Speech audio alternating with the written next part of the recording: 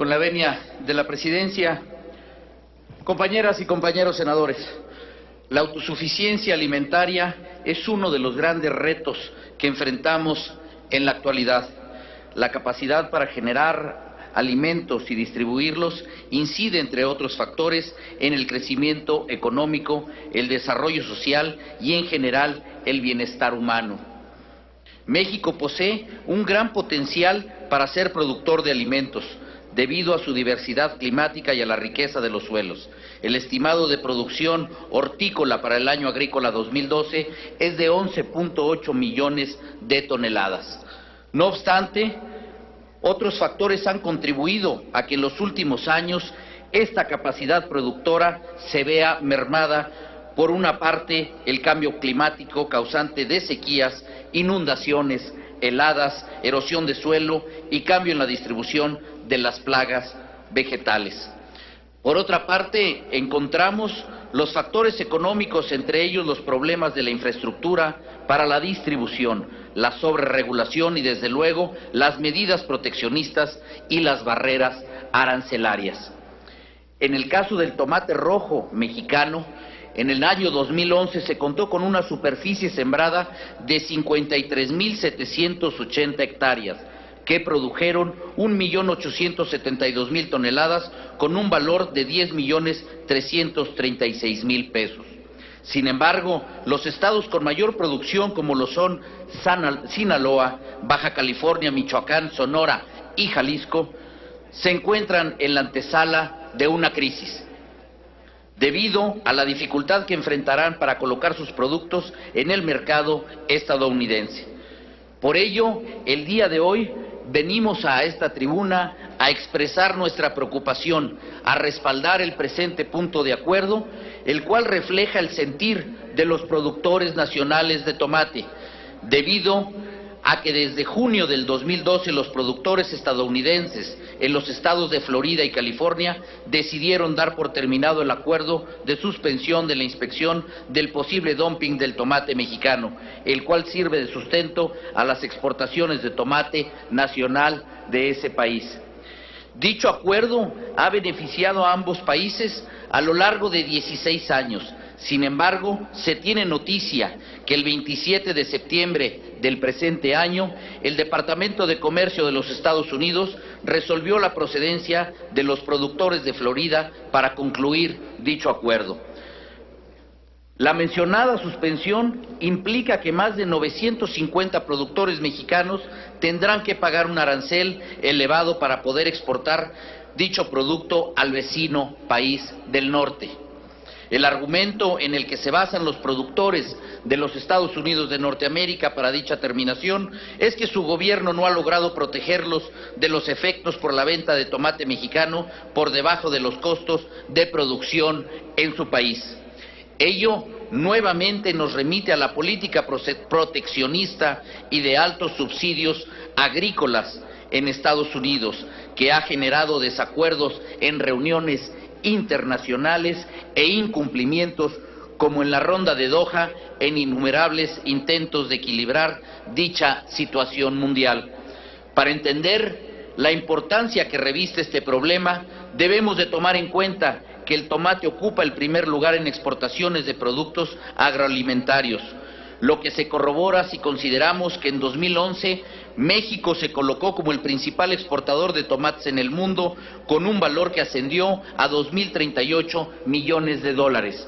Por consiguiente, de ser aprobada la suspensión del acuerdo a partir del 2013, se cobrará un arancel del 16.65% a los productores de tomate. No podemos dejar de considerar que, de acuerdo con la Secretaría de Economía, se cuenta con un plazo de 40 días contados a partir de la fecha de suspensión para que las partes presenten sus objeciones y argumentos en contra de la misma. Por ello, urgimos a las Secretarías de Economía, de Relaciones Exteriores, de Agricultura, Ganadería y Desarrollo Rural, Pesca y Alimentación, para que en el ámbito de sus facultades y atribuciones realicen las acciones y medidas legales que permitan que el gobierno de los Estados Unidos reconsidere su postura y mantenga el acuerdo en los términos vigentes. Para ello, es necesario que se presenten los argumentos necesarios y todas las medidas que sean pertinentes dentro del plazo establecido por el Departamento de Comercio de ese país. En el Partido Verde compartimos la preocupación de los productores mexicanos por la aplicación de medidas proteccionistas y expresamos nuestro interés porque el gobierno federal realice una defensa adecuada en la que se desplieguen los mecanismos legales de impugnación, negociación y compensación al daño que se pudiera causar a partir de dicha terminación del acuerdo que nos ocupa el tema. Muchas gracias. Es cuanto, presidente. Gracias, senador Carlos Alberto Puente Salas. Finalmente, para este mismo asunto, se le concede el uso de la palabra a la senadora María del Rocío Pineda Gochi, del Grupo Parlamentario del Partido Revolucionario Institucional. En el uso de la palabra.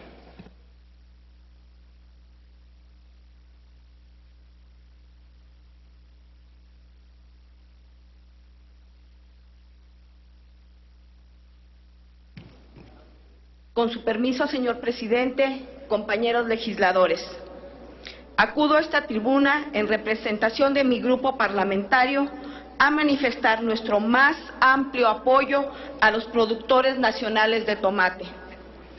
Esto ante la posible intención del gobierno norteamericano de terminar el acuerdo de suspensión de la investigación del posible dumping del tomate fresco mexicano firmado en 1996 y ratificado en 2002 y en 2008.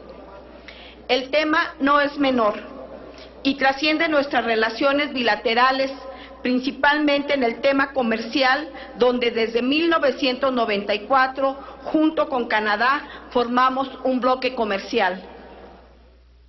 Como bien sabemos, el campo mexicano es un sector económico que concentra los mayores rezagos sociales. Paradójicamente podría ser el motor que genere los empleos y dinamice la economía nacional que tanta falta hace a nuestro país. Sin embargo, las coyunturas económicas internacionales y el modelo adoptado han priorizado otro tipo de actividades, dejando de lado a millones de mexicanos marginados en este sector. Contrario al escenario adverso, la agroindustria dedicada a la producción de tomate ha sumado esfuerzos e inversiones, logrando posicionar a México como uno de los principales países exportadores.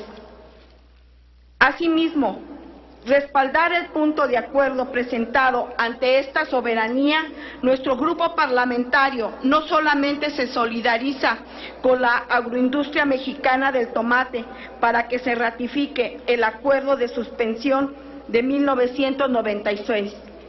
Desde esta tribuna ejerceremos una defensa férrea y decidida de nuestros intereses comerciales para evitar que se adopten medidas proteccionistas por parte de nuestro socio comercial.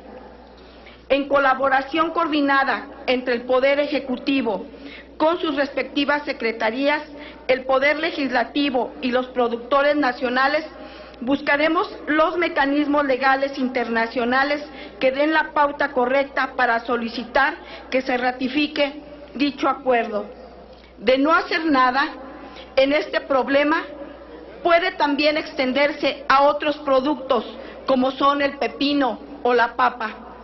Se desatará nuevamente una guerra de precios que sin lugar a duda afectará la vocación productiva y competitiva que han logrado los estados productores, pero principalmente dejará a la deriva y sin empleo a los millones de jornaleros que dependen de esta actividad económica. Por lo tanto, es urgente que tomemos cartas en el asunto y le solicito a los integrantes de esta soberanía se solidaricen y voten a favor de este punto de acuerdo. Es cuanto, señor presidente. Gracias, senadora María del Rocío Pineda Gochi. Pido a la Secretaría consulte a la Asamblea en votación económica si es de aprobarse, de considerarse de urgente resolución, si es de aprobarse dicha propuesta que se contempló de urgente resolución. Consulto a la Asamblea en votación económica Si es de aprobarse la propuesta presentada, quienes estén por la afirmativa, a favor de levantar la mano. Quienes estén por la negativa, a favor de levantar la mano. Aprobada la propuesta, señor presidente. Gracias. Aprobada dicha propuesta, comuníquese la misma. A continuación, se le concede el uso de la palabra a la senadora María del Campo Gursa, a nombre propio y de la senadora Luisa María Calderón Hinojosa, del Grupo Parlamentario del Partido Acción Nacional, para presentar punto de acuerdo que exhorta a los gobernadores de las entidades federativas a realizar campañas de prevención de embarazos en adolescentes. En el uso de la palabra. Con su venia, senador presidente. La Organización Mundial de la Salud ha proporcionado datos de que cada año nacen 15 millones de niños de mujeres menores de 20 años. La Organización Panamericana de Salud ha concluido que entre los jóvenes de América Latina se reporta que la primera relación sexual sucede entre los 13 y 16 años para los varones y entre los 16 y 18 años para las mujeres. En México existen 11.026.112 personas entre los 15 y 19 años de edad, de los cuales 49.9% son mujeres y 50.1% son hombres. El Consejo Nacional de Población indicó que cada año en México cerca de 1 millón de embarazos corresponden a madres adolescentes, lo que equivale al 27.6% del total. De acuerdo con datos del Instituto Nacional de Estadística y Geografía, la mayoría de las mujeres entre 15 y 19 años dice tener conocimientos sobre métodos anticonceptivos. Menos de la mitad de las personas que están casadas o unidas por alguna relación los utilizan, y entre las personas solteras el porcentaje es de solamente 4.5%. Esta situación conlleva el riesgo de embarazos no planeados o de contraer infecciones de transmisión sexual como el VIH-Sida y el virus del papiloma humano. De acuerdo al Instituto Nacional de las Mujeres, fue en Uruguay cuando se celebró por primera vez el 26 de septiembre como el Día de la Prevención del Embarazo no planificado en adolescentes. Como marco de la celebración del Día de Prevención del Embarazo Adolescente, el pasado 26 de septiembre se llevaron a cabo actividades por parte del Instituto Nacional de las Mujeres, la Secretaría de Salud, la Oficina en México del Fondo de Población de las Naciones Unidas y el Consejo Nacional de Población, entre otros. Ante lo expuesto y fundado, someto a la consideración de esta honorable Asamblea el siguiente punto de acuerdo. Único.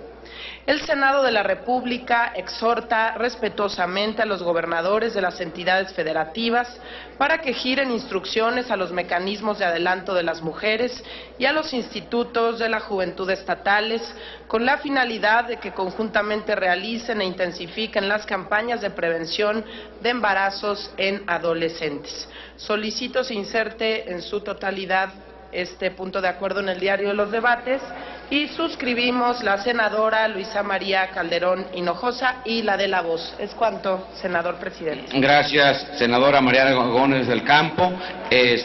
Pido a la secretaria que se inserte de manera íntegra. Sonido al escaño de la senadora Lisbeth. Presidente, Hernández. para solicitarle a la senadora María Gómez del Campo, si me permite adherirme a su punto de acuerdo. Senadora Mariana Gómez del Campo, la senadora Lisbeth Hernández pide adherirse a su punto de acuerdo. Aceptado, pido a la Secretaría que no tome nota de ello. Túrnese a la Comisión de Salud. A continuación, se le concede el uso de la palabra a la senadora Lorena Cuellar Cisneros, a nombre propio y de los senadores Rabindranath Salazar Osorio y José Francisco Yunes Zorrilla, para presentar punto de acuerdo que exhorta al secretario de Economía a informar sobre las acciones y medidas previsoras de control inflacionario que se prevén para el segundo semestre del año. En el uso de la palabra, senador. Con su permiso, señor presidente. En apoyo a la solicitud de urgente resolución que hace el senador Rabindranath Salazar Osorio, a nombre también del señor senador José Francisco Yunes Zorrilla y de su servidora, para que esta honorable soberanía envíe un exhorto al secretario de Economía del Gobierno Federal para que informe a esta soberanía sobre las medidas de control inflacionario que se prevén para el segundo semestre del año, así como las metas esperadas en el corto plazo, y al cierre del año expreso lo siguiente. Es cierto, la Secretaría de Hacienda y Crédito Público ha señalado que el crecimiento económico se mantuvo positivo y elevado, que la creación de empleos formales se aceleró y la demanda interna avanzó durante los últimos 6 meses. Sin embargo, el análisis realizado por el Centro de Estudios de las Finanzas Públicas arroja que la dinámica actual de la economía no ha permitido satisfacer las amplias necesidades de ingreso y empleo de la mayor parte de la población. Ese mismo Centro de Estudios considera que el aumento de la demanda interna continúa sin compensar la desaceleración de la demanda externa, que la dinámica de la inversión no ha sido robusta ni sostenida y que a pesar del incremento en la generación de empleos formales, la calidad de los puestos de trabajo se ha deteriorado y el avance en los salarios nominales y el crédito al consumo no han sido suficientes para detonar una mayor dinámica del mercado interno, lo que mantiene una obvia inestabilidad financiera del país. Algo que nadie podemos cuestionar es que después de más de 3 años de recuperación económica, como la ha mencionado el Ejecutivo Federal en campañas recurrentes de promoción de sus logros, la tasa de desempleo no haya podido regresar a los niveles previo a la crisis. Cuando hablamos de que la confianza de los consumidores aumentó, en la realidad esta podría no mantenerse debido a que la tasa de desocupación se mantiene en niveles elevados, a que la generación de empleos formales ha sido insuficiente y a que los salarios no recuperen el poder adquisitivo que tenían antes del periodo de crisis, lo que deteriora sus ingresos y la demanda interna. Tenemos mucho en qué preocuparnos en la economía mexicana. Por ejemplo, el crecimiento de la informalidad, mientras que al inicio del sexenio el 26.6% de las personas ocupadas trabajan en dicho sector. En el segundo trimestre del 2012, la proporción alcanzó una cifra récord del 29.3%, equivalentes a 14.216.096 personas. No obstante, si en un sentido más amplio definimos a la informalidad como la población ocupada que no tiene acceso a instituciones de salud, esta alcanzaría al 64.4% de los trabajadores, o bien más de 31 millones de personas. Y la inflación ha observado un repunte importante en los últimos meses y su evolución afectará, como siempre, a las familias de escasos recursos. Tenemos urgencia de información para saber qué planes y estrategias se tomarán para evitar que el aumento de la inflación repercuta a agravar la inestabilidad económica de la nación. Y se evite, por ejemplo, que el impacto en las familias que ocasione el aumento en este sexenio de más del 200% en los precios de los alimentos sea cada vez más grave.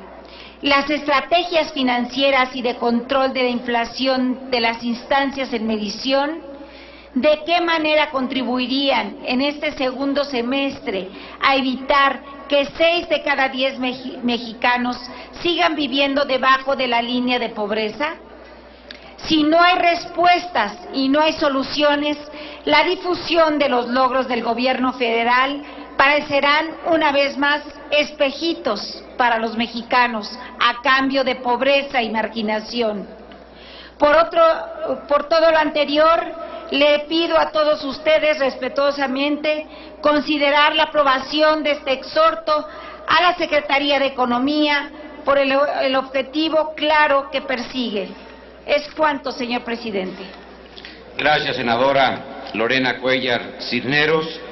Como lo ha solicitado la proponente y con fundamento en lo dispuesto por los artículos 109 y 110 del reglamento, pido a la Secretaría consulte en votación económica si es de considerarse de urgente resolución la propuesta de la senadora Cuellar. Consulto a la Asamblea en votación económica si es de considerarse de urgente resolución. Quienes estén por la afirmativa, a favor de levantar la mano.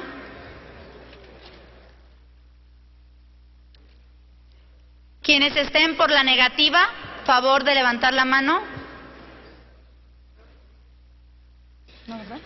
No se considera de urgente resolución, presidente. Gracias, señora secretaria. Túrnese a la Comisión de Comercio y Fomento Industrial.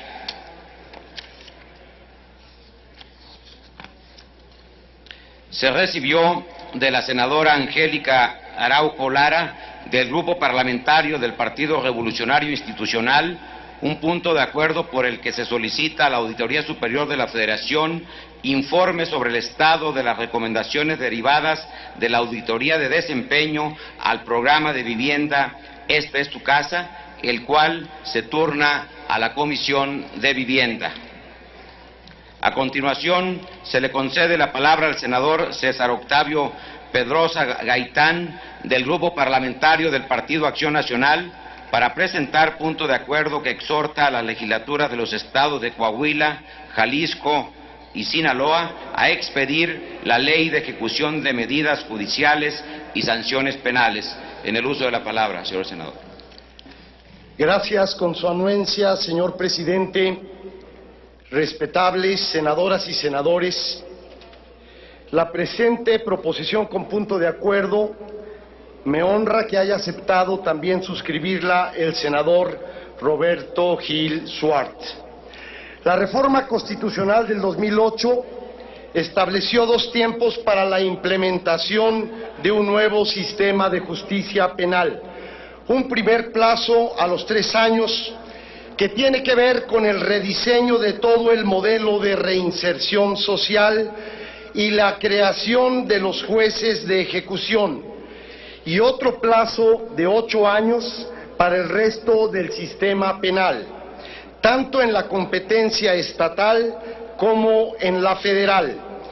Por lo anterior, los nuevos operadores que tienen que instrumentar este renovado sistema son los jueces de ejecución, cuya principal función será vigilar el cumplimiento de la sentencia y principalmente controlar la actuación de la administración penitenciaria, así como velar en todo momento por el respeto de los derechos humanos de los internos.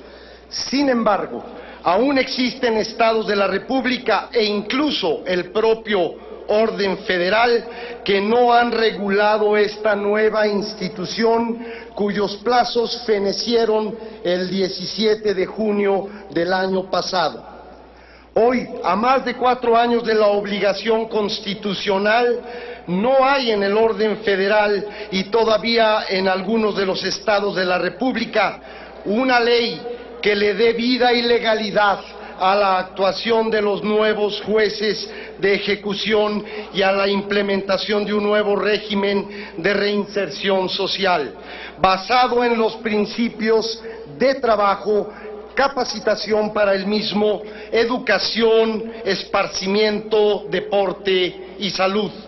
Esto ha creado confusión en el nuevo sistema de justicia penal y también ha fomentado la impunidad y el desgobierno en los penales mexicanos, pero sobre todo ha dejado sin efecto el principio de la supremacía constitucional y se está cometiendo una inconstitucionalidad por omisión al no legislar las normas que le deben de dar vida a las nuevas instituciones que fija la Constitución de la República.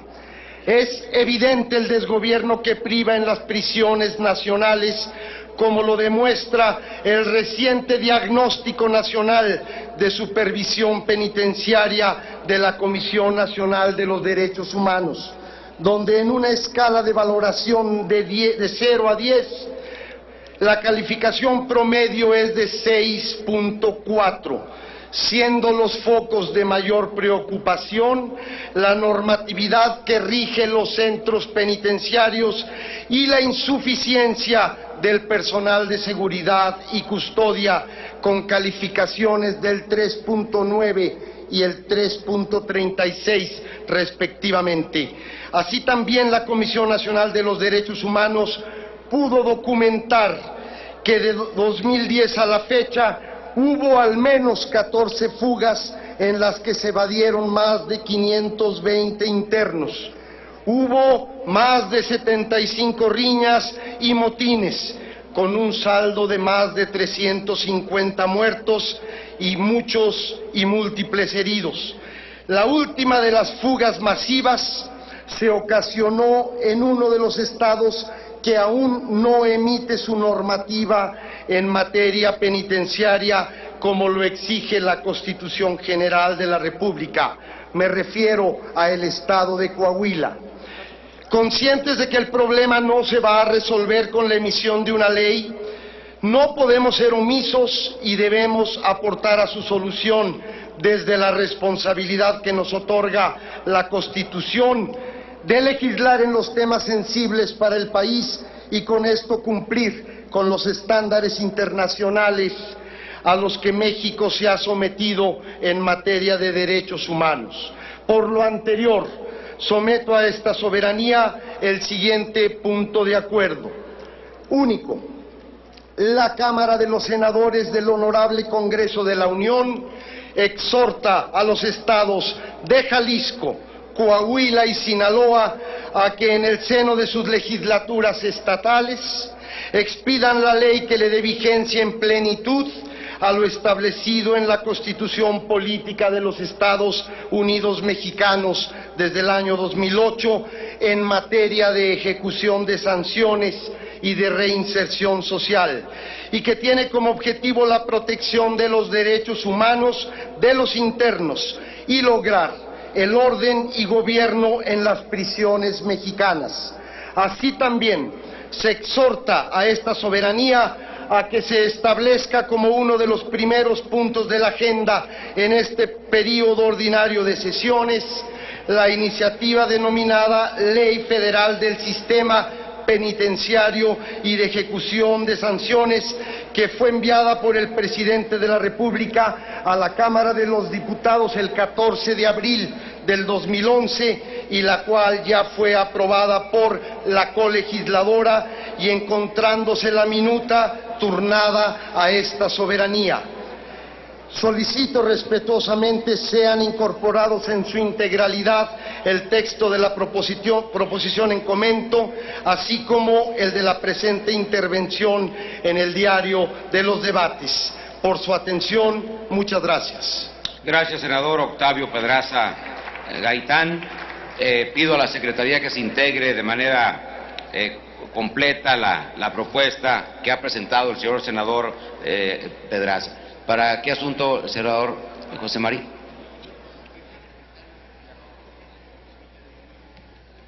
Senador Octavio Pedraza, ¿acepta usted el que se adhieran otros compañeros senadores? Pido a la Secretaría que tome nota de quienes están manifestando adherirse a este punto de acuerdo. Túrnese a la Comisión de Justicia. A continuación, se le concede el uso de la palabra al senador Luis Miguel Barbosa Huerta, a nombre propio y de los senadores Dolores Padierna Luna, Alejandra Barrales Magdaleno, Alejandro Encinas Rodríguez, Armando Ríos Peter y Mario Delgado, del grupo parlamentario del Partido de la Revolución Democrática, para presentar punto de acuerdo por el que el Senado de la República acuerda realizar las jornadas de diálogo nacional para la discusión de la reforma laboral, y en este tema se le concede el uso de la palabra al senador Mario Delgado Carrillo.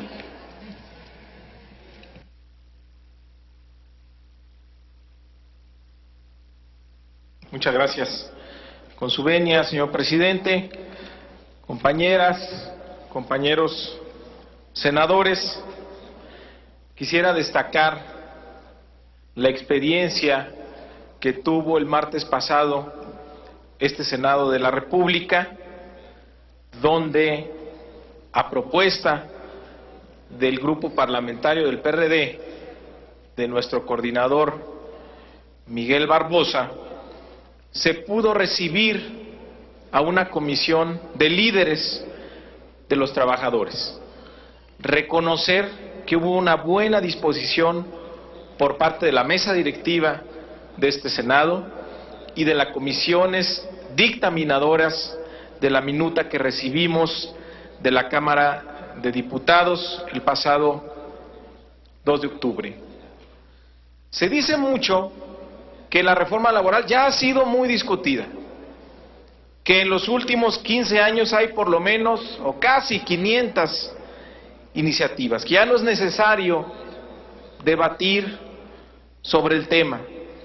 El año pasado, la Cámara de Diputados convocó muy exitosamente audiencias públicas sobre la reforma laboral en estados como Nayarit, Colima, Aguascalientes, el Estado de México, Nuevo León, Coahuila, San Luis Potosí, el Distrito Federal, más de 13 audiencias que realizó la Comisión de Trabajo y Previsión Social, audiencias que fueron pues muy productivas.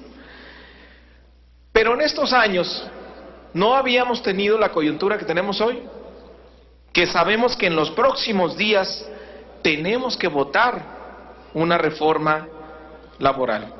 Y es un tema trascendente para nuestro país. De esta reforma depende el bienestar de millones de mexicanos, de varias generaciones, y va a determinar en buena parte el rumbo económico de nuestro país. Y hay una coincidencia a nivel nacional, prácticamente de todos los actores, de la necesidad de una reforma laboral. El balance que tenemos ahora de la minuta recibida por la Cámara de Diputados pues es polémico. En los medios de comunicación vemos balances positivos y negativos prácticamente de todos los sectores, incluyendo el sector empresarial, por supuesto el descontento de la clase trabajadora, incluso posiciones encontradas de organismos internacionales. Decía en días pasados Alicia Bárcenas, la secretaria de la CEPAL, que ojalá el aumento de competitividad que busca nuestro país, y cito textual, no se haga en detrimento de la dignidad de los trabajadores. México tiene un desafío, dice, resolver la reforma laboral, pero ojalá sin precarización del empleo. Creo que al final es lo que se está buscando, que el empleo no sea precario, que sea formal. Esta reforma también, asegura la CEPAL, no va a generar nuevos empleos. La OSD, por su parte, defiende la reforma, el proyecto de reforma a través de su secretario general. Tenemos a todas luces un problema serio en nuestro país con el nivel salarial, que esta reforma tiene que ser analizada siempre bajo la realidad de los salarios que tenemos en nuestro país. El tercero más bajo de América Latina y de los más bajos entre los países de la OSD. Y además, si revisamos el poder adquisitivo de estos salarios, pues vemos que cuando menos en esta administración, si lo comparamos contra la canasta básica, ha caído en un 40%. En este año, por ejemplo, la canasta básica ha crecido 16%, 4 veces más de la inflación que vamos a tener. Por eso, ante la importancia de esta iniciativa, creemos que la iniciativa preferente no debe ser excluyente, sino que abramos un gran diálogo nacional, un diálogo efectivo, directo, que no sea una práctica dilatoria, que le pongamos plazo del 10 al 20 de octubre, que todos los senadores y senadoras provoquemos foros para invitar a todos los actores involucrados en nuestras entidades federativas, aquí en el Senado de la República, para que nos alleguemos de los mayores elementos de información y de las mejores opiniones, de los mejores expertos en este país, y que construyamos la mejor iniciativa posible, que tengamos una discusión abierta, transparente, institucional. Vale la pena por lo que está en juego. Los tiempos de las leyes deben ser tiempos de diálogo y apertura del poder legislativo. Por eso celebro lo que ocurrió el martes pasado, que a diferencia de lo que pasó en la Cámara de Diputados, aquí ya pudo haber un diálogo efectivo con los líderes de los trabajadores. El tiempo límite que señala la iniciativa preferente no puede ser un pretexto para que ya no escuchemos a nadie. Nos compromete el doble o el triple a trabajar muchas más horas para que efectivamente podamos escuchar a todos los actores involucrados. Repito, una iniciativa preferente no quiere decir una iniciativa excluyente. Está nada más y nada menos en juego el derecho y el bienestar de las generaciones actuales y futuras para nuestro país y de su desarrollo económico. Sabemos también que para que nuestro país crezca hace falta hacer muchas cosas más. Necesitamos cambiar el modelo económico, por supuesto, que no ha generado empleos en los últimos 30 años. Tenemos que aumentar la competencia en sectores claves. Señor senador, informo que su tiempo se ha agotado. Concluyo, señor presidente.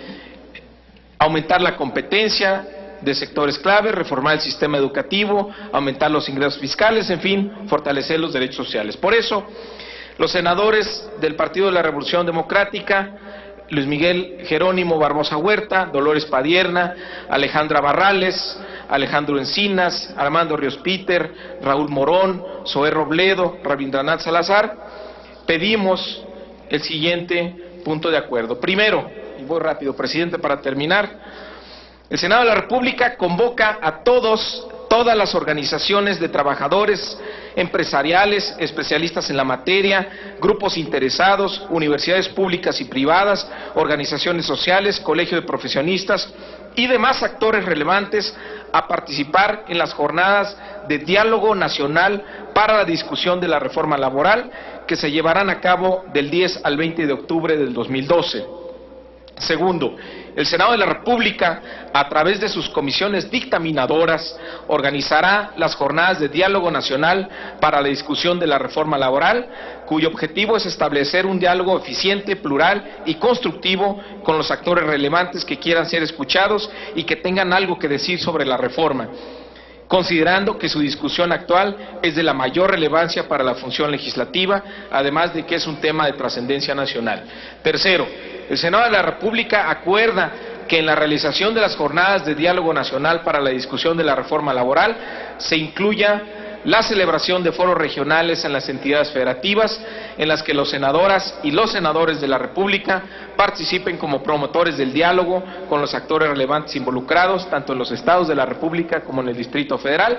Y cuarto, el Senado de la República acuerda que las conclusiones alcanzadas en las jornadas del diálogo nacional para la discusión de la reforma laboral sean elementos de información que sirvan a las comisiones unidas de Trabajo y Previsión Social y de Estudios Legislativos Primera para dictaminar la iniciativa preferente en materia de la reforma laboral. Es cuanto, señor presidente. Gracias, senador Mario Delgado Carrillo. Túrnese a la Comisión de Trabajo y Previsión Social. Se recibió de la senadora Hilda Estela Flores Escalera, del Grupo Parlamentario del Partido Revolucionario Institucional, un punto de acuerdo que exhorta a las autoridades en materia de salud, a impulsar mayores acciones de información sobre la prevención del cáncer de seno, la cual se turnará a la Comisión de Salud. Tiene ahora el uso de la palabra la senadora Angélica de la Peña Gómez, del Grupo Parlamentario del Partido de la Revolución Democrática, para presentar punto de acuerdo que exhorta a la Secretaría de Gobernación y al Instituto Nacional de las Mujeres a informar la situación que guardan los mecanismos que mandata la Ley General de Acceso de las Mujeres a una vida libre de violencia para su cumplimiento. En el uso de la palabra, señora senadora. Gracias, señor presidente. Quisiera plantear, también abordar el siguiente punto, en donde pedimos a la Secretaría de Seguridad Pública pueda también darnos información a esta soberanía sobre el Banco Nacional de Datos sobre los casos de violencia contra mujeres y niñas inscritos en la Ley General de Acceso a las Mujeres a una vida libre de violencia. México, como Estado parte en la Organización de Estados Americanos, aprobó la Convención Interamericana para prevenir, atender y sancionar y erradicar la violencia contra las mujeres. Esta convención, que es la Convención Belén do Pará, es vigente en nuestro país desde enero de 1999. Desde 1997 en todo el país se han estado impulsando diversas iniciativas para sancionar la violencia contra las mujeres. Sin embargo, las leyes que se inscribieron contra la violencia intrafamiliar no estaban inscritas en la armonización de la Convención Belén do Pará, que define con puntualidad que la violencia de género se padece en el ámbito público y en el ámbito privado. En la 59 legislatura se aprueba por el Congreso de la Unión la Ley General de Acceso de las Mujeres a una vida libre de violencia, que entre otras cualidades armoniza la Convención Belén do Pará. En ella se establece un sistema nacional para la prevención, atención, sanción y erradicación de la violencia de género. Y se establecen en el marco del sistema, además del programa nacional, también la constitución de diversos mecanismos que coadyuven al Estado mexicano a realmente trabajar por la prevención, no solamente la atención, y buscar una correcta sanción y sobre todo buscar el objetivo de erradicar la violencia contra las mujeres en función de estos tratados internacionales.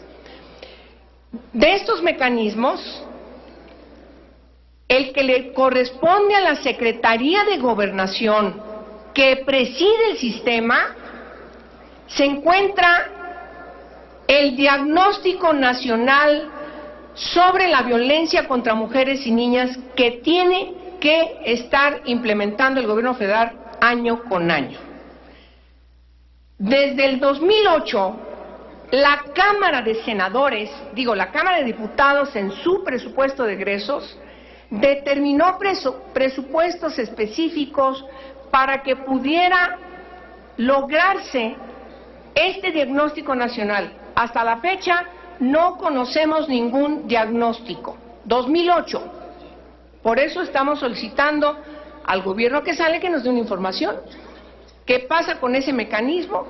Y también, ¿qué es lo que ha impedido que se declare la alerta de violencia de género? Hay casos muy concretos que se han solicitado y los ha desechado. Es el caso de Oaxaca, es el caso del Estado de México y el último del Estado de Nuevo León. La Secretaría de Seguridad Pública también participa en este sistema. Y en la ley a la que he hecho referencia, se le ha destacado que realice un banco de datos, un banco nacional de datos sobre la violencia, sobre los casos de violencia contra mujeres y niñas. Como se puede observar, ambos mecanismos, tanto el Banco Nacional de Datos como el Diagnóstico Nacional, están inscritos justamente para conocer en el país de manera formal, de manera oficial, de qué magnitud y cuáles son las características de la violencia de género. No estemos inventando y a veces etiquetando en función del voluntarismo, sino saber con precisión dónde, cuáles son las características y qué es lo que hay que hacer para que esta ley realmente pueda tener vigor pleno, es decir, pueda ser eficiente y contribuya en la armonización de los tratados que México ha firmado, pero sobre todo al cumplimiento de la ley que ya es vigente en todo el país. De tal forma que estos dos puntos de acuerdo que presenta esta soberanía van inscritos en pedirle tanto a la Secretaría de Gobernación, que preside el Sistema Nacional para la Prevención, Atención, Sanción y Erradicación de la Violencia contra Mujeres y Niñas, qué es lo que pasa porque no conocemos estos mecanismos, tanto la declaratoria de alerta a violencia de género como el diagnóstico nacional al que he hecho referencia, y a la Secretaría de Seguridad Pública para que nos informe qué es lo que ha acontecido en el caso del Banco Nacional de Datos. Es cuanto, muchas gracias por su atención. Gracias, senadora Angélica de la Peña Gómez. Túrnese la primera de las proposiciones a la Comisión de Equidad y Género y la segunda a la Comisión de Seguridad Pública. A continuación, se le concede el uso de la palabra. Sí. Adelante, pido a la Secretaría que los tome nota de ello para que se incluya a la Comisión de Derechos Humanos en los dos puntos. Ahora tiene el uso de la palabra la senadora Martelena García Gómez, del Grupo Parlamentario del Partido de Acción Nacional, para presentar punto de acuerdo que exhorta a la creación de la Comisión Especial de los Derechos de la Niñez y de la Adolescencia. En el uso de la palabra. Con su permiso, señor presidente, a partir de la reforma constitucional de derechos humanos publicada el 10 de junio del 2011, se establece el reconocimiento y la protección de los derechos de las niñas, niños y adolescentes, al incluir que toda persona goza de los derechos humanos y las garantías reconocidas por la Constitución Política de los Estados Unidos Mexicanos y por los tratados internacionales firmados y ratificados. En este sentido, con la reciente modificación de los artículos 4 y 73, se reconoce a nivel constitucional la obligación de velar y cumplir con el principio de interés superior de la niñez en todas las decisiones y actuaciones del Estado.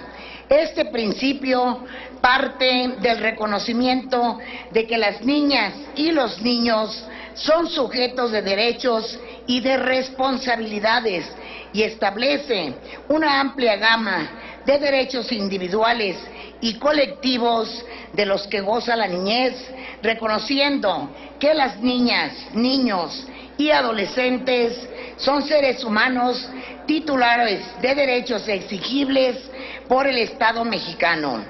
Nuestro país reconoce que a partir del texto constitucional y la ley federal para prevenir y eliminar la discriminación, la prohibición de discriminar a personas por motivos tales como la edad. Asimismo, se establece como ley reglamentaria, de acuerdo con el párrafo sexto del artículo 4 de la Constitución, la Ley para la Protección de los Derechos de Niñas, Niños y Adolescentes, que tiene por objeto garantizar a niñas, niños y adolescentes la tutela y el respeto de los derechos fundamentales reconocidos en la Constitución. Hoy en día, el acoso escolar, también conocido como bullying, es el tipo de violencia que más padecen las niñas, los niños y los adolescentes en los centros escolares. De acuerdo con datos de la Comisión Nacional de Derechos Humanos en México, 7.5 millones de alumnos de primaria y secundaria son víctimas de bullying, es decir, el 40% son hostigados, intimidados, víctimas de discriminación o golpeados en su entorno escolar. No obstante, en México, en el año 2008, más de 357,000 niños y niñas entre 5 y 11 años de edad no asistían a la escuela debido a diversas causas. La principal, la pobreza y el trabajo infantil. Como representantes de la nación, tenemos una deuda con la ciudadanía. Es urgente incorporar el principio del interés superior de la niñez contemplado en la Constitución. Por ello, resulta necesaria la creación de la Comisión Especial de los Derechos de la Niñez y de la Adolescencia, la cual tendrá como principales atribuciones: 1. Emitir opinión a las comisiones ordinarias en todos los casos en que se dictaminen iniciativas y puntos de acuerdo cuya materia sea la protección de los derechos de los niños, niñas y adolescentes.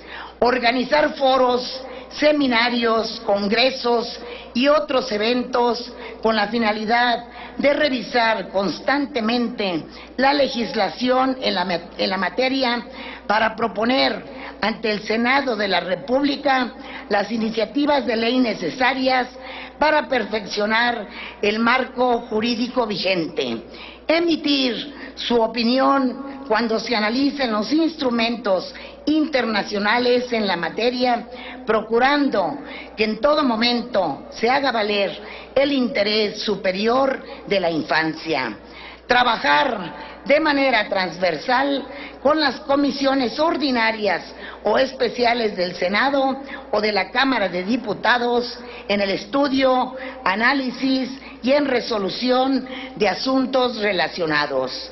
Colaborar con las autoridades federales y locales cuya función sea la protección de los derechos de la niñez y la adolescencia. Establecer el diálogo permanente con organizaciones gubernamentales, organizaciones de la sociedad civil, instituciones académicas, organismos internacionales y expertos en el tema de la niñez. Exhortar a las legislaturas estatales a realizar las modificaciones al marco legal estatal que permita tener un sistema jurídico que garantice la protección integral de los derechos humanos de la niñez y de la adolescencia. Compañeras y compañeros, las y los legisladores debemos estar comprometidos con las niñas y los niños mexicanos. Es por eso que la Comisión Especial obedece a las demandas e intereses más sentidos de quienes son el futuro de México. Por lo expuesto, someto a consideración y aprobación del Pleno de la Honorable Cámara de Senadores el siguiente punto de acuerdo. Único. Se exhorta a la Junta de Coordinación Política para que en uso de sus atribuciones legales acuerde la creación de la Comisión Especial de los Derechos de la Niñez y de la Adolescencia. Señor presidente, le solicito se inserte íntegro en el diario de los debates. Es cuanto. Muchas gracias. Gracias, senadora Martelena García Gómez. Pido a la Secretaría se inserte de manera íntegra el punto de acuerdo que ha presentado la señora senadora. Túrnese a la Junta de Coordinación Política. Se recibió de la senadora Cristina Díaz Salazar, del Grupo Parlamentario del Partido Revolucionario Institucional, un punto de acuerdo por el que se solicita a la Comisión Nacional de Protección Social en Salud información sobre el procedimiento para autorizar la inclusión de nuevas enfermedades al Fondo de Protección contra Gastos Catastróficos, una vez que han sido aprobadas por el Consejo de Salubridad General, el cual se turna a la Comisión de Salud. A continuación, se le concede el uso de la palabra a la senadora Lisbeth Hernández Lecona, del Grupo Parlamentario del Partido Revolucionario Institucional, para presentar punto de acuerdo que exhorta a las autoridades federales, estatales y municipales a emprender y promover campañas que impulsen a favor de la sociedad mexicana un escenario de paz y tranquilidad. En el uso de la palabra. Gracias, señor presidente. Compañeras senadoras, compañeros senadores, existen muchas causas por las cuales estoy dispuesta a morir, pero ninguna por la cual esté dispuesta a matar. Mahatma Gandhi. El día martes 2 de octubre del año en curso, tuvo verificativo el Día Internacional de la No Violencia, acontecimiento que tiene sustento en la resolución de la Asamblea General de la Organización de las Naciones Unidas, por sus siglas ONU, conmemoración que trae consigo no solamente el recordar que es importante acabar de raíz con la violencia, sino que debe ser una ocasión para no diseminar el mensaje del crimen que hoy nos aqueja, no solo en el estado de Morelos, donde su servidora es representante, sino de todo el país. Es momento de erradicar de origen el terror que hoy vivimos millones de mexicanas y mexicanos, la intimidación del que son objeto niños, mujeres, jóvenes, adultos mayores, familias enteras, que viven en el sosiego por la violencia que ha acrecentado en los últimos años nuestro país. Debemos unir esfuerzos con certidumbre y seguridad para que en lugar de hablar de nuestro diario vivir de inseguridad y delincuencia, implementemos todos juntos, en la medida de nuestras atribuciones y facultades, en coordinación y colaboración, instrumentos de comunicación que se puedan emprender a través de la educación, de la conciencia pública, de los valores humanos, de la no violencia, así como del deseo de conseguir una cultura de la paz, tolerancia, comprensión y no violencia. La no violencia es la mayor fuerza a la disposición de la humanidad.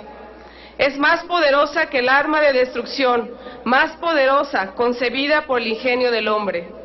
Como representantes populares de los diferentes estados de los que cada uno venimos, debemos hacer un llamado a cuidar la vida, hacer que todas las personas valoren y respeten su vida y la de los demás. Recordemos que una muerte violenta genera un gran impacto sobre las familias, sobre el país y sobre la comunidad. Por cada muerte violenta se pierde un capital humano y un talento. Se estimula el uso indebido del tráfico de armas. Se destinan enormes sumas de presupuesto público a la seguridad en perjuicio de la salud, cultura o educación. Se genera una percepción de temor y de riesgo que afecta la calidad de vida. En definitiva, la violencia impone restricciones a las libertades de los ciudadanos y afecta nuestro buen desarrollo. Es momento de aliarnos todos, autoridades y población en general, entidades públicas y privadas, organizaciones sociales, centros académicos, organismos internacionales y, por supuesto, todo México.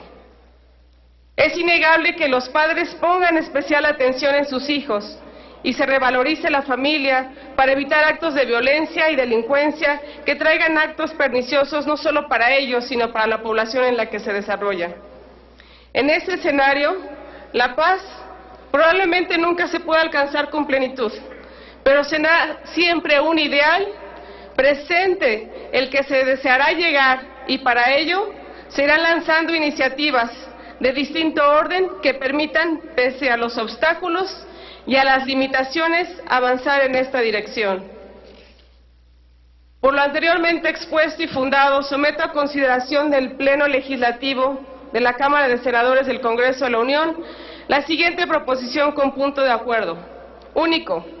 El Senado de la República exhorta de forma respetuosa a las autoridades federales, estatales y municipales, en el ámbito de sus facultades y competencia, emprendan, promuevan e implementen campañas que impulsen a favor de la sociedad mexicana un escenario de paz y tranquilidad.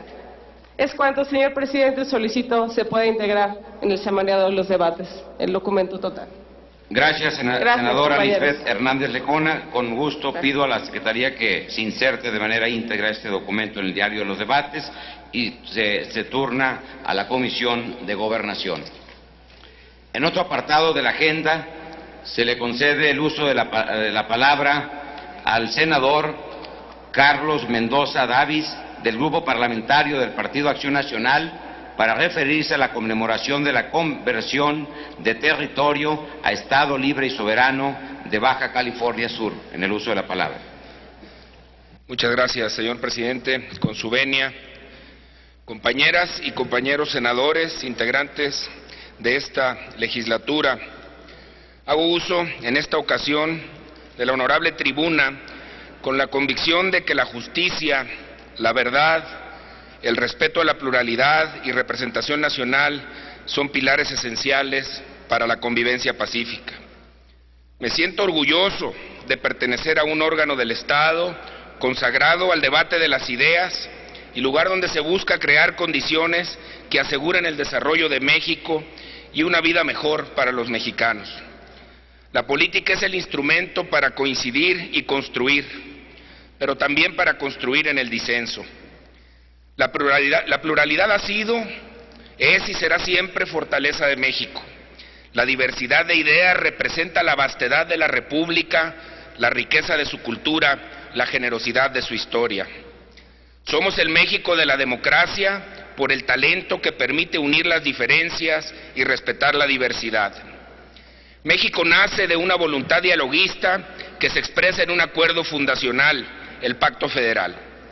Hace 188 años, los mexicanos dieron una expresión constitucional a la intención popular de fundar una nueva nación bajo los siguientes principios: que fuera república, porque aquí no habría más privilegio que el de nacer mexicano; que fuera federal, para nutrir el espíritu nacional con la aspiración local y regional; y finalmente que fuera representativa, el marco que permitiera que, siendo diferentes, desiguales, fuéramos todos mexicanos.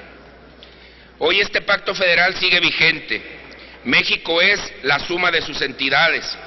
La vastedad del territorio nos convierte en un gran mosaico político, cultural, histórico y económico. México es la suma de sus extremos, la unión de lo más antiguo con la vibrante realidad de lo que nació recientemente. Provengo de Baja California Sur, una de las entidades federativas más jóvenes del país, que junto con Quintana Roo, este próximo 8 de octubre, habrán de celebrar 38 años de integración como estados libres y soberanos a la Federación Mexicana. Este fue el momento de mayor orgullo, de mayor compromiso y de mayor trascendencia para mi estado y para su gente. Baja California Sur nace por la voluntad de su gente, por la racionalidad económica y también por el afán de inclusión social. Solo la expresión social que se teje sostiene. Sud California es el resultado del esfuerzo y la lucha de sus mujeres y hombres que, con el poder de sus acciones y sus ideas, creyeron en que podrían salir adelante, que sus metas y aspiraciones eran posibles, eran alcanzables. Es resultado de la voluntad democrática para unir a los extremos del país, generando polos de estabilidad, de desarrollo y de igualdad. Baja California Sur nace porque se reconoce su potencial aportación a la vida nacional. Hemos, desde entonces, honrado nuestro compromiso de contribuir a la grandeza de México. Doy cuenta para recordar el nacimiento de nuestra entidad federativa, mencionando algunos hitos y pasajes de su historia. Dicen de aquellos que abonaron con amor, conocimiento y cariño una tierra árida y la hicieron producir. Vieron una forma de ser especial que querían que se respetara y que se le diera una expresión legal, la que reflejara nuestra forma de ser, nuestra sudcalifornidad, de la que ya hablaba Fernando Jordán en su obra El Otro México, biografía de Baja California, que constituye un clásico de la literatura peninsular.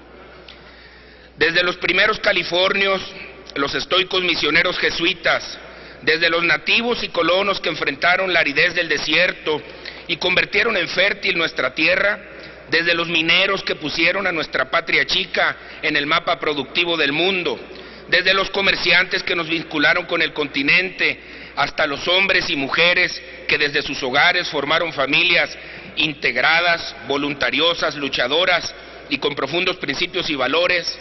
todos, absolutamente todos, compartimos hoy, como ayer, una misma visión, la de ser sudcalifornianos, de amar a nuestra tierra y una misma aspiración, autodeterminarnos.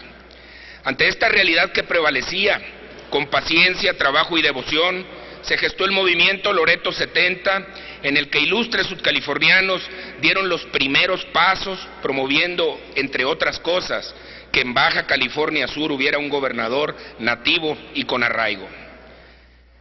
Quienes creyeron en la posibilidad de la autodeterminación vieron pronto recompensados sus esfuerzos. El 2 de septiembre del 74, el presidente de la República presentó al Congreso de la Unión la iniciativa de reforma constitucional para proponer la integración de 2 nuevos estados a la Federación Mexicana.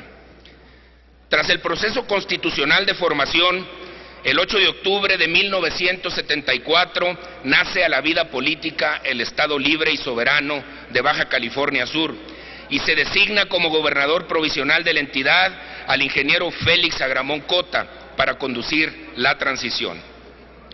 El 15 de enero de 1975 se publicó la Constitución elaborada por el Congreso Constituyente, que entre otras fijó las condiciones para la conformación de sus poderes públicos. El primer proceso electoral hace que recaiga en el licenciado Ángel César Mendoza Aramburo la responsabilidad y el alto honor de ser el primer gobernador electo por los sudcalifornianos para desempeñar el cargo que protestó el 5 de abril de 1975. Una vez instauradas las instituciones fundamentales del Estado, Baja California Sur se integraba de lleno a la Federación, iniciando el tránsito a su vida libre y soberana. El federalismo hace que lo diverso se una en una misma causa común, que es México. La Constitución resume nuestra historia, principios y aspiraciones. Los sudcalifornianos somos gente de valor, somos gente de valores y de trabajo, lo que nos ha permitido salir adelante pese al aislamiento geográfico y a la aridez de nuestra tierra. Por eso Baja California Sur contribuye al desarrollo nacional con una economía pujante y una democracia vibrante, en donde se respeta la voluntad de la mayoría y en donde la alternancia es una realidad cotidiana. Somos un pueblo que resuelve sus diferencias privilegiando el diálogo. La raíz más honda del sudcaliforniano es la cultura del respeto a lo que es diferente. Y hago énfasis no solo de la tolerancia, sino del respeto que permite convivir, compartir y producir. Hemos sido fieles signatarios del Pacto Federal, lo seguiremos siendo. México vive hoy una segunda alternancia que nos demanda mayor creatividad, cooperación e inteligencia. Abonaremos nuestras fortalezas, los desafíos los enfrentaremos con patriotismo y madurez. La experiencia de mi estado habla del éxito de generar confianza, de descentralizar, de liberar las energías de la nación. México requiere más federalismo, no menos. Un federalismo para el bienestar y el progreso, para construir con entidades más fuertes y municipios más libres, una gran sociedad y un gran país. El federalismo del siglo XXI nos espera, un federalismo para la democracia, para el progreso y para el bienestar. Provengo de una tierra que por su distancia aproxima lo más querido de México. Sé que la vastedad del territorio permite acercarnos si somos capaces de posar la mirada en lo más noble, lo más generoso y lo más sensible de nuestro país. En Baja California Sur no finaliza México, ahí comienza la patria. Un porvenir que se construya desde la fortaleza de lo local es la mejor forma de entender la democracia que espera el nuevo tiempo mexicano. Estoy seguro, es posible hacerlo. Lo sé porque soy sudcaliforniano. Muchas gracias. Gracias, senador Carlos Mendoza Davis. A continuación, para el mismo asunto, se le confiere el uso de la palabra al senador Ricardo Barroso Agramón, del Grupo Parlamentario del Partido Revolucionario Institucional.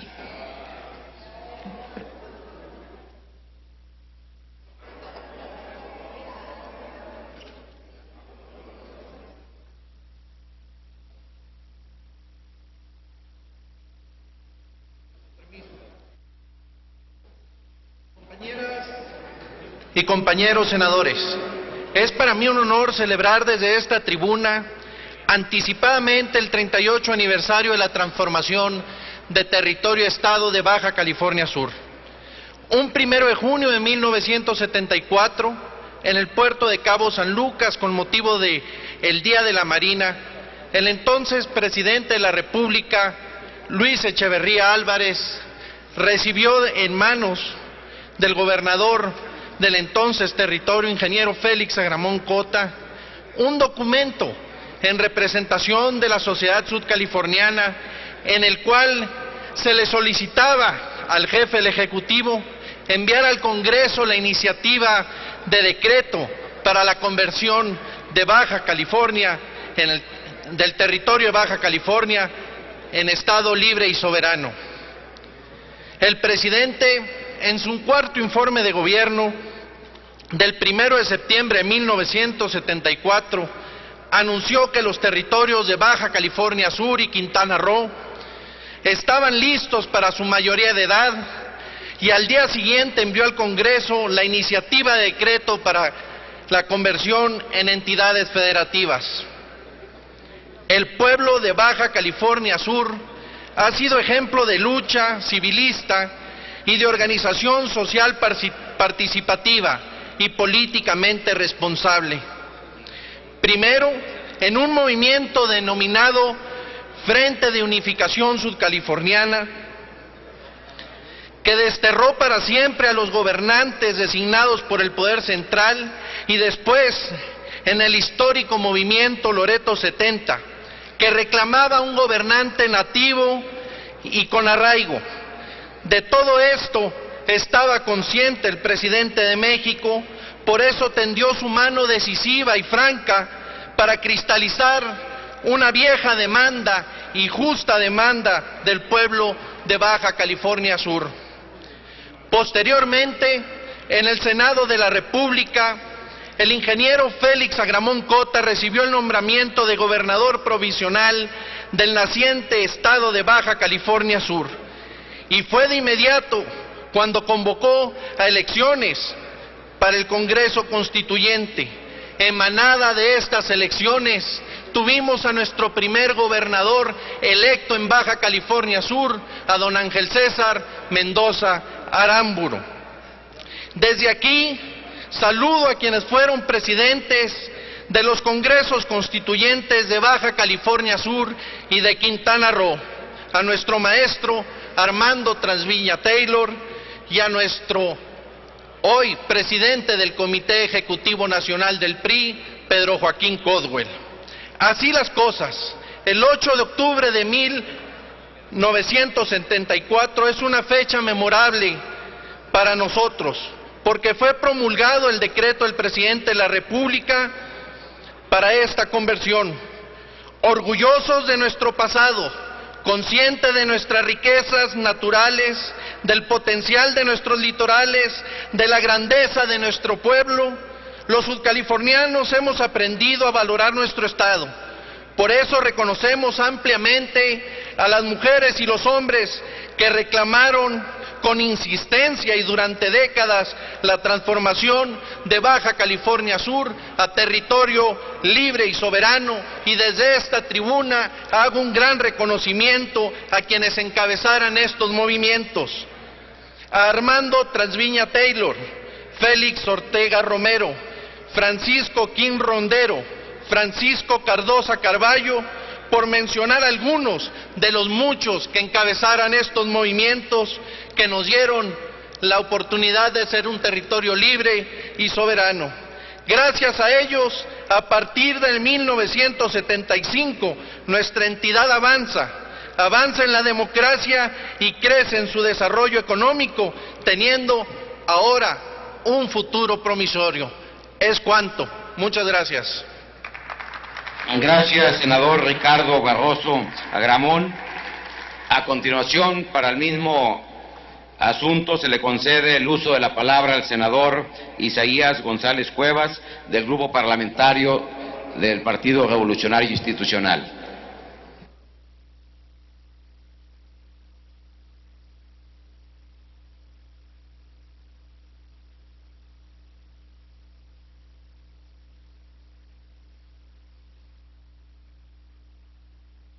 Con la venia, señor presidente. Compañeras y compañeros senadores, como aquí han mencionado mis compañeros senadores, el próximo 8 de octubre se conmemora el 38 aniversario de la conversión del territorio de Baja California Sur a Estado libre y soberano. Baja California Sur es, junto con el Estado de Quintana Roo, la entidad más joven del país.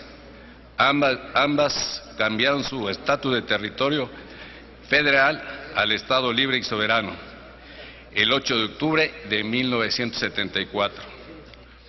Este paso trascendente no hubiera podido darse sin el apoyo decidido de parte del Ejecutivo Federal, pero también tuvo un fuerte impulso del movimiento social y político desarrollado durante largos años en Baja California Sur.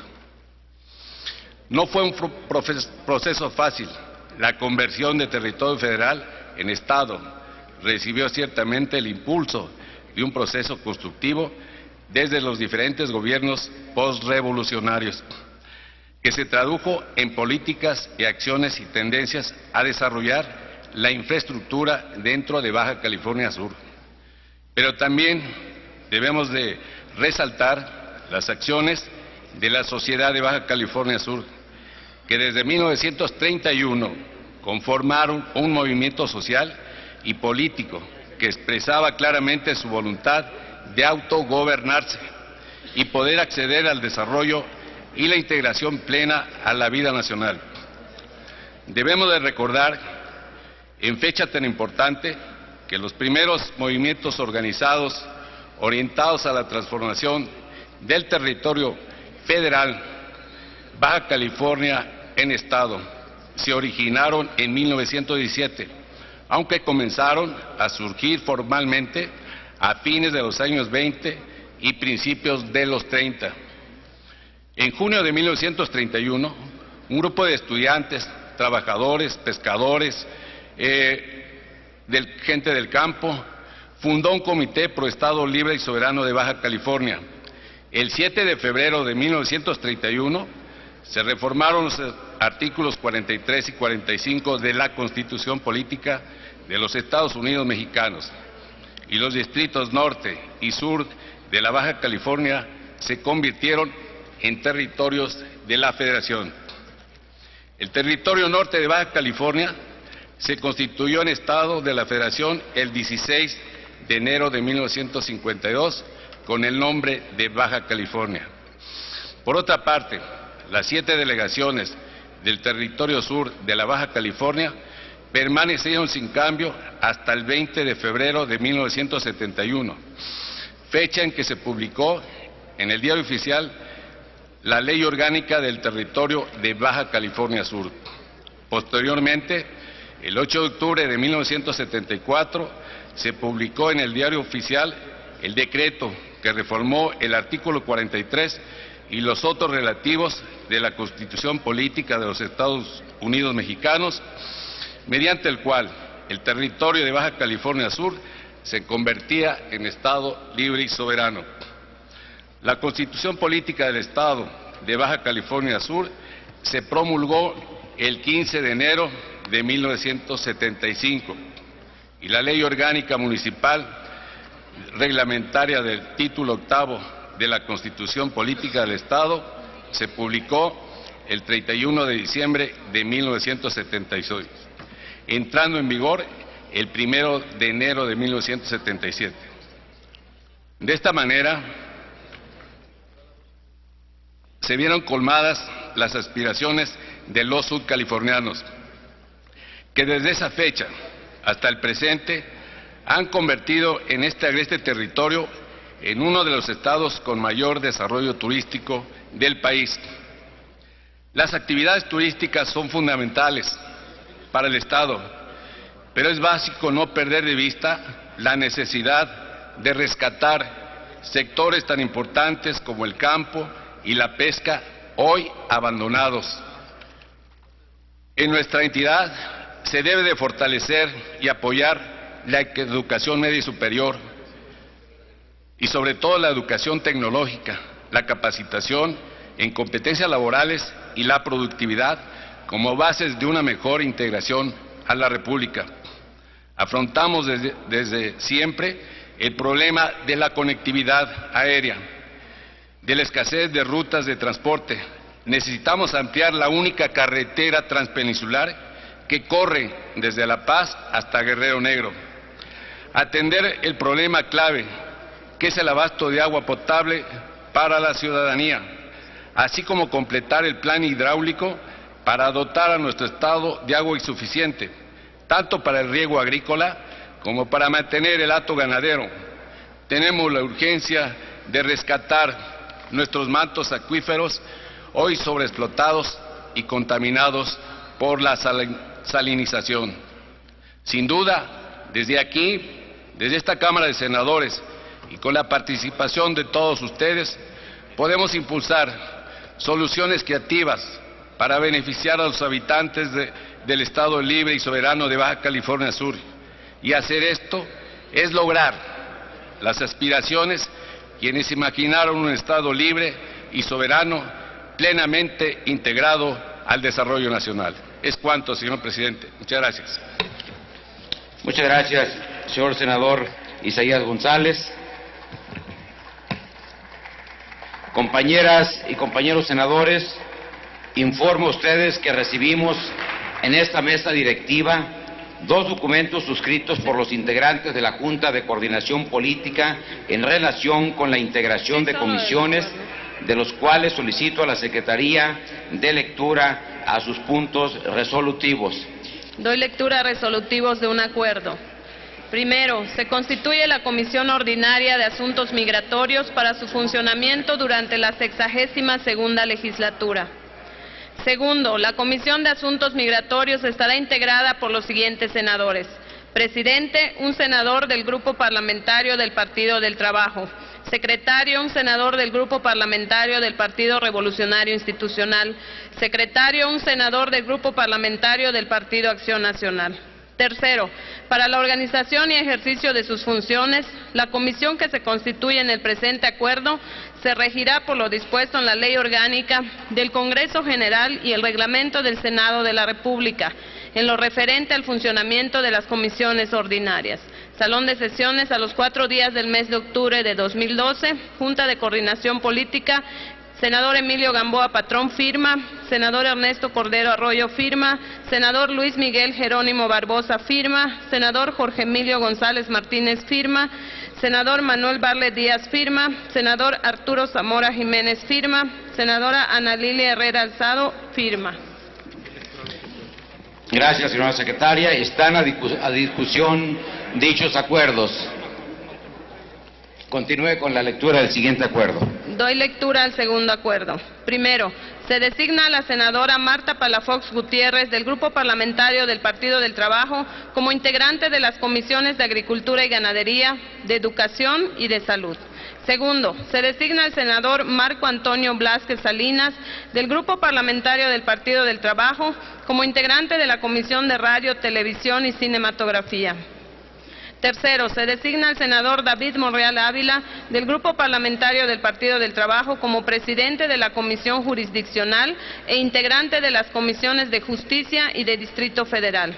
Cuarto, el senador Humberto Mayans Canaval del Grupo Parlamentario del Partido Revolucionario Institucional deja de pertenecer a la Comisión de Gobernación. Quinto, el senador Omar Fayad Meneses del Grupo Parlamentario del Partido Revolucionario Institucional deja de pertenecer a la Comisión de Relaciones Exteriores, Europa y se integra a la Comisión de Gobernación.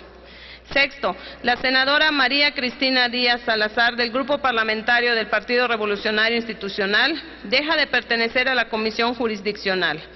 Séptimo, la senadora Claudia Artemisa Pavlovich Arellano del Grupo Parlamentario del Partido Revolucionario Institucional deja de pertenecer a la Comisión de Equidad y Género y se integra a la Comisión de Pesca. Octavo, la senadora María del Rosario Pineda Gochi del Grupo Parlamentario del Partido Revolucionario Institucional se integra a la Comisión de Anticorrupción y Participación Ciudadana. Noveno, el senador Manuel Cavazos Lerma del Grupo Parlamentario del Partido Revolucionario Institucional deja de pertenecer a la Comisión de Educación y se integra a la Comisión de Defensa Nacional. Décimo, La senadora Lisbeth Hernández Lecona, del Grupo Parlamentario del Partido Revolucionario Institucional, deja de pertenecer a las comisiones del Distrito Federal y de atención a grupos vulnerables y se integra como secretaria a las comisiones de autosuficiencia alimentaria y de población y desarrollo. Así también se designa como integrante de la Comisión de Comercio y Fomento Industrial. 11º, la senadora Iris Vianey Mendoza Mendoza, del Grupo Parlamentario del Partido de la Revolución Democrática, deja de pertenecer a la Comisión de Protección Civil y se incorpora como secretaria de la Comisión de Seguridad Pública. 12º, el Grupo Parlamentario del Partido Verde Ecologista de México cede al Grupo Parlamentario del Partido Revolucionario Institucional sus espacios en las comisiones de Agricultura y Ganadería, de Desarrollo Social, de Desarrollo Rural, de Trabajo y Previsión Social, de Relaciones Exteriores, América Latina y el Caribe, de Protección Civil, de Seguridad Pública y de Relaciones Exteriores, Asia-Pacífico. 13º, se designa al senador Carlos Alberto Puente Salas, del Grupo Parlamentario del Partido Verde Ecologista de México, como integrante de la Comisión de Relaciones Exteriores Europa. 14º, se designa a la senadora Itzel Saraí Ríos de la Mora, del Grupo Parlamentario del Partido Revolucionario Institucional, como secretaria de la Comisión de Desarrollo Social, así como integrante de la Comisión de Relaciones Exteriores, Asia-Pacífico y de Agricultura y Ganadería. 15º, se designa al senador Humberto Mayans Canaval, del Grupo Parlamentario del Partido Revolucionario Institucional, como integrante de las comisiones de Seguridad Pública, de Trabajo y Previsión Social y de Relaciones Exteriores, América Latina y el Caribe. 16º, se designa a la senadora Hilda Estela Flores Escalera, del Grupo Parlamentario del Partido Revolucionario Institucional, como integrante de la Comisión de Relaciones Exteriores Europa. 17º, se designa al senador Armando Neira Chávez, del Grupo Parlamentario del Partido Revolucionario Institucional, como integrante de la Comisión de Salud. 18º, se designa al senador Eviel Pérez Magaña, del Grupo Parlamentario del Partido Revolucionario Institucional, como integrante de la Comisión de Protección Civil. 19º, se designa al senador José Francisco Yunes Zorrilla, del Grupo Parlamentario del Partido Revolucionario Institucional, como integrante de la Comisión de Desarrollo Rural y Jurisdiccional. 20º, se crea una secretaría en la Comisión de Relaciones Exteriores que será ocupada por la senadora Ana Gabriela Guevara Espinosa, del Grupo Parlamentario del Partido del Trabajo. 21º, el senador Félix González Canto, del Grupo Parlamentario del Partido Revolucionario Institucional, se integra a la Comisión de Protección Civil. 22º, se modifica el cupo máximo de la Comisión del Distrito Federal para pasar de 14 a 15 integrantes. 23º, el Grupo Parlamentario del Partido del Trabajo contará con un representante en la Comisión del Distrito Federal. 24ª, se modifica el cupo máximo de la Comisión de Relaciones Exteriores para pasar de 14 a 15 integrantes. 25ª, el Grupo Parlamentario del Partido de la Revolución Democrática contará con un representante adicional en la Comisión de Relaciones Exteriores. Salón de sesiones a los 4 días del mes de octubre de 2012.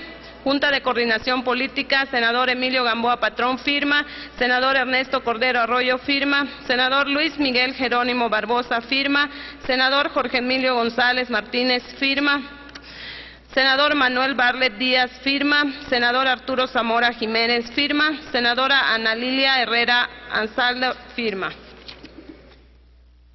Están a discusión los acuerdos.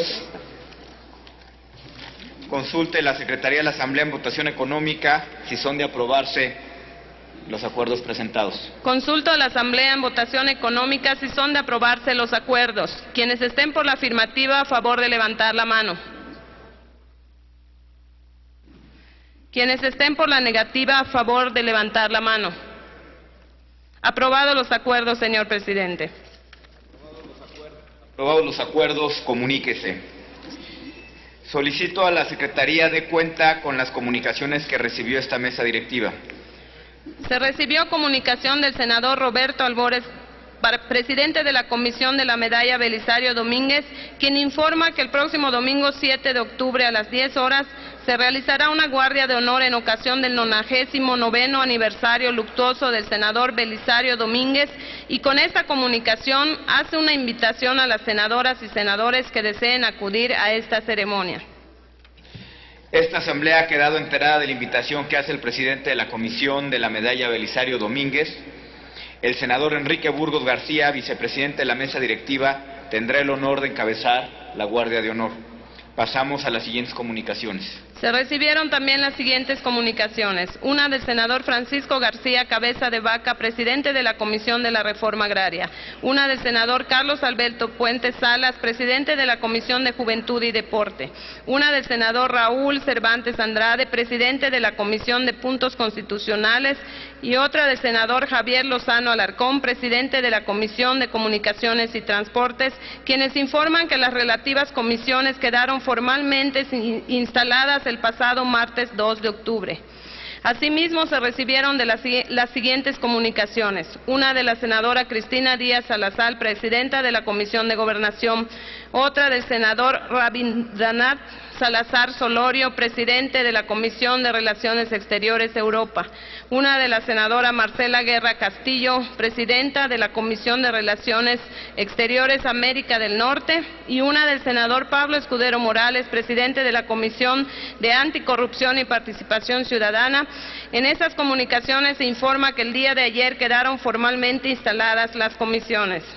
Finalmente recibimos las siguientes comunicaciones. Del senador Teófilo Torres Corzo, presidente de la Comisión de Relaciones Exteriores Asia-Pacífico.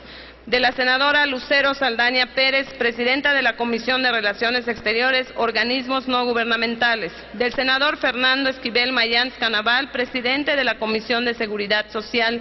Del senador Alejandro Tello Cristerna, presidente de la Comisión de Ciencia y Tecnología. Del senador Fidel de Médicis Hidalgo, presidente de la Comisión de Desarrollo Rural. Del senador Ernesto Rufo Apel, presidente de la Comisión de Asuntos Fronterizos Norte.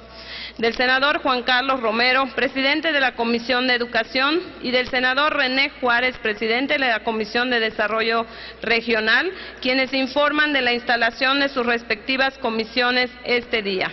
Son todas las comunicaciones, señor presidente. Esta asamblea ha quedado debidamente enterada de la instalación de las comisiones señaladas. Por mi conducto, la mesa directiva les hace un reconocimiento a las comisiones por el cumplimiento de su responsabilidad para dar inicio a las actividades de sus comisiones. Pasamos al siguiente asunto. Se han agotado los asuntos en cartera, señor presidente. Se cita la siguiente sesión el próximo martes 9 de octubre a las 11 horas. Se levanta la sesión.